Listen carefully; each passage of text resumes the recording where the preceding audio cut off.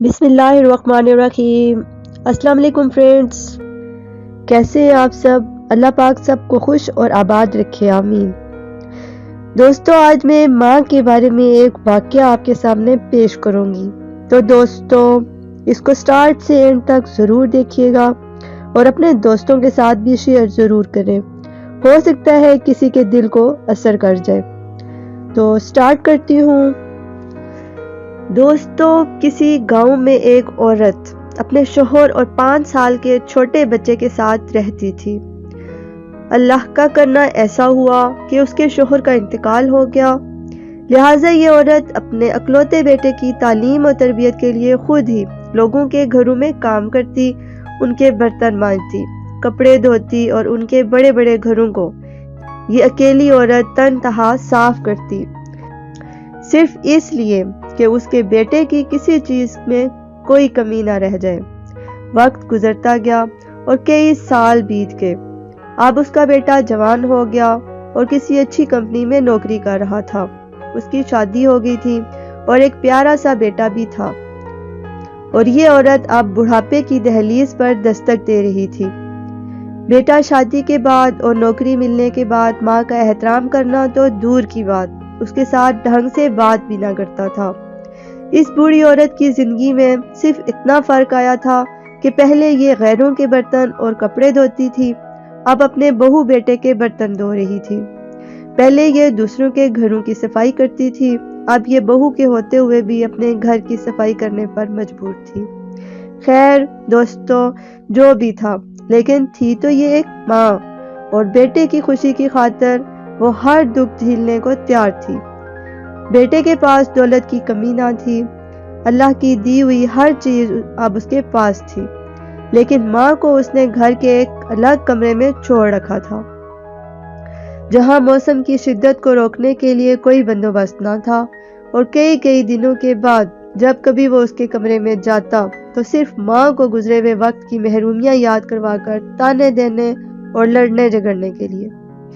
ایک دن سردیوں کی یخ بستہ شام میں اس کی ماں ایک پھٹے پرانے کمبل میں سکڑ کر بیٹھی یہ سوچ رہی تھی کہ آج اس کا بیٹا کام سے واپس آئے گا تو وہ اسے نئے کمبل کا کہے گی، کیونکہ اس کمبل میں اسے بہت سردی لگ رہی تھی، اور اب اس کی کمزور ہڈیوں میں اس سردی کو برداشت کرنے کی ہمت نہیں تھی، اور اسے 100% یقین تھا کہ اس کا بیٹا بڑے پیار سے اس کی یہ ضرورت پوری کرے گا۔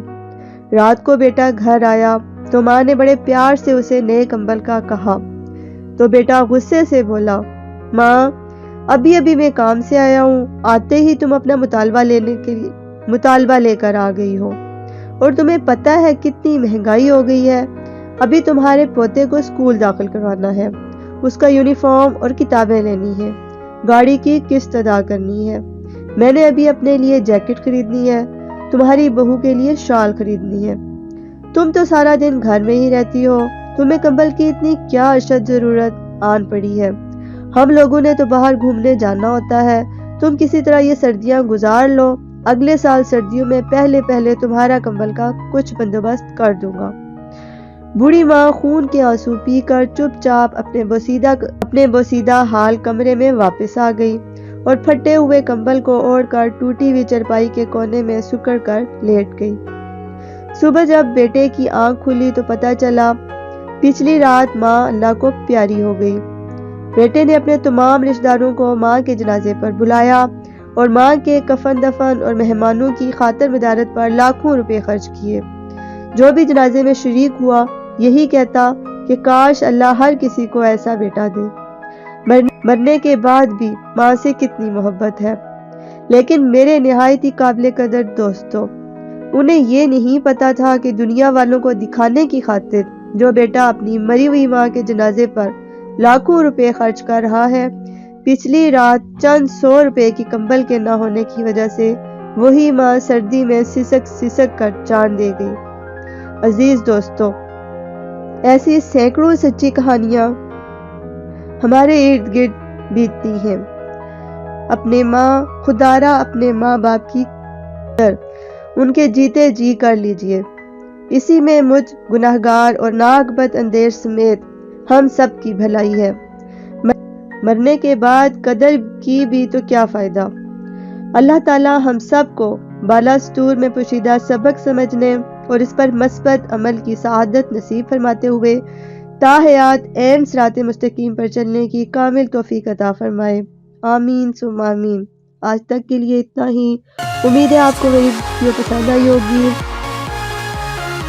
جاتے جاتے آپ سے گزارش، میرے چینل کو سبسکرائب کر لیں اور ساتھ ہی لگے بیل آئیکن کو پریس کر دیں تاکہ جب بھی کوئی نئی میری ویڈیو آئے تو آپ کو اس کا نوٹیفیکیشن مل سکے اور آپ میری ویڈیو بر وقت دیکھ سکیں۔